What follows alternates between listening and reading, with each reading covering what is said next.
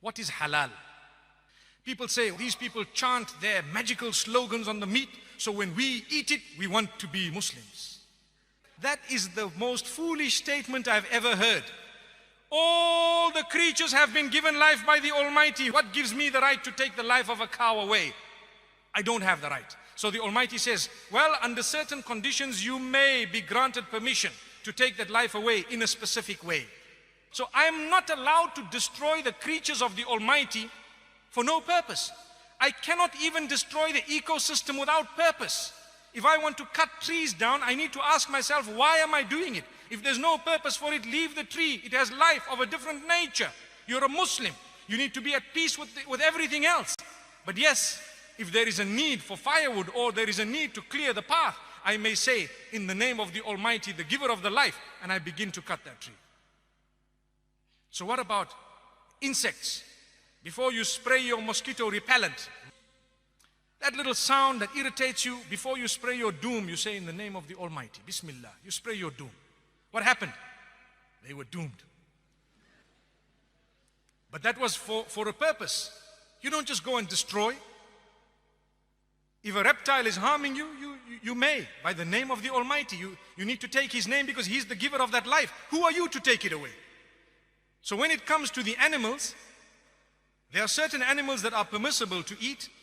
You cannot just be barbaric. The way you have treated the animal from the point of its birth to the point of its slaughter is extremely important.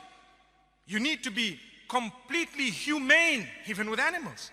You need to treat them, give them that life that they deserve, feed them properly, give them that air and the space. If you were to look at abattoirs that belong to non-Muslims, they are very barbarically run. To be honest with you, I've visited, I've seen, we are so shocked, nauseating. And people say, yeah, you guys are doing something that's very barbaric. Oh, come and see, we'll show you how it's done, come. So now when we get to the cow, for example, or the sheep that has been fed properly, and it has not been force-fed and kept in a pen like the ducks of the world and the chickens that don't even grow feathers anymore because they are modified. Their sole purpose of being given life is to grow until they are killed brutally in order to be served on the table. Not halal. We don't want that. It must be accorded its life. It must be treated as a proper chicken. It must be treated as an animal, a bird, whatever it is. It must be fed properly. And at the same time, you bring it to the pen. You slaughter it in a way that it does not witness the others. And at the same time, such a sharp blade. And why is it that the throat is used? Because of the central nervous system. Powerful statement. Sometimes people hack these animals to death. People say, you need to stun these animals. Did you know that there is research that proves that stunning an animal actually creates greater pain than if you don't stun the animal? People say, how? Go and check. You're confusing the animal totally. You're killing it unconscious. What are you talking about? Amazing.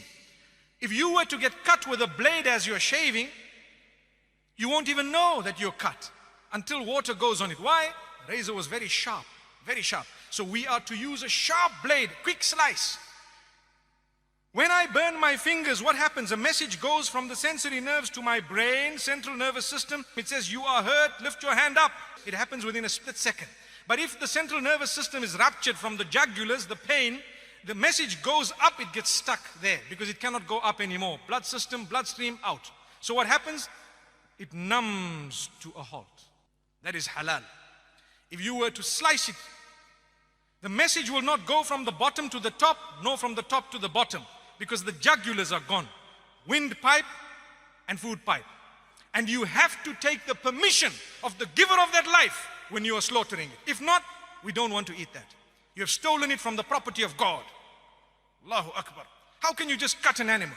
Who are you to take that life away? You need to say, in the name of the giver of the life here, I'm taking this by your permission. Such a humane way, beautiful. That is termed halal. You are taking the life away. And this is the original system of the Jews and the Christians. It is the original system that was taught by all the messengers. Islam adopts it quite strictly, and so does Judaism. And I'd like to think Judaism adopts it even more strictly. Go and study, you will find it. Same system. So why do people pick on halal? It in fact is the most humane way. In fact, it is the way of being protected from horse meat. Allah protect us, yes. And the supervisors will ensure that things are happening. They will tell you, we guarantee you that this thing was done properly. And guess what? It's not a horse, my brother. It is a privilege and honor to eat something that was slaughtered by the name of the giver of the life. To say, only for eating purposes, consumption, we took into consideration every rule that you have put.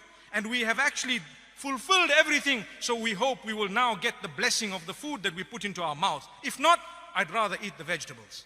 May Allah protect us, really.